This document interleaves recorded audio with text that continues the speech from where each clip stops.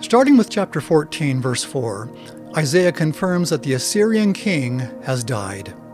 And Isaiah prefaces it with the words, "And it shall come to pass in that day." What day is that? The same day in the timeline that the preceding verses were fulfilled. The same day that strangers, or many Gentiles, come to Zion to become servants and handmaids to the holy seed now living in New Jerusalem. In other words, as Zion continues to rise in power, the Assyrian king will eventually be killed and his armies will be defeated. At that time, the people of Zion will take up this proverb against the king of Babylon, saying, "How hath the oppressor ceased, the golden city ceased?" So they'll actually mock the Assyrians' memory with this proverb or satirical song, as we see in the footnote to the Latter-day Saint scriptures. The oppressor, of course, is the Assyrian king, who conquered Babylon and killed vast numbers of the world's population. Finally, this man has ceased to be. But what is this golden city? There are a couple of possibilities. It may refer to the city of Babylon anciently, or spiritual Babylon today, which indeed will cease to exist. Or there may even be a scribal error here.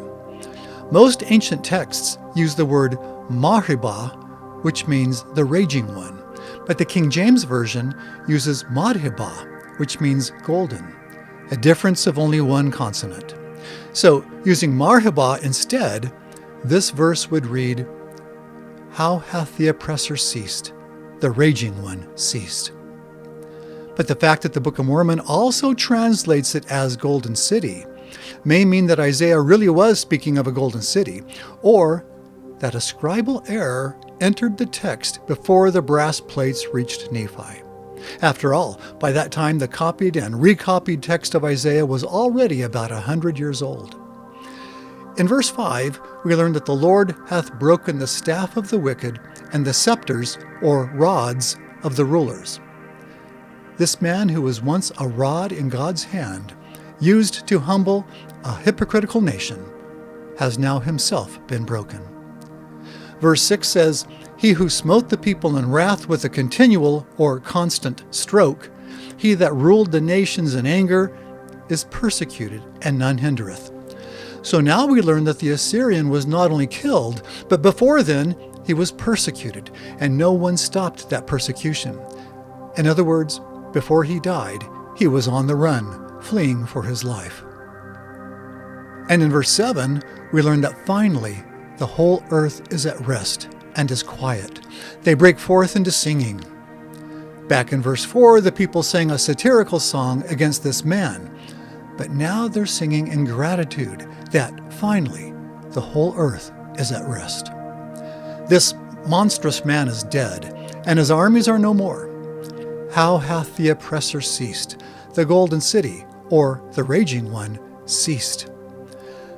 Later we'll find out that this man's death occurs near Jerusalem, but we'll wait to discuss that until we get to verse 25.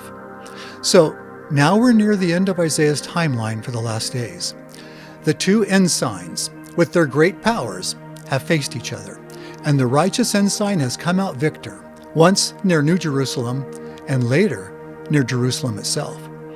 And remember, at about that same time, the Lord will come to the Mount of Olives and cleave it in twain to save the last remnants of the Jews in Jerusalem.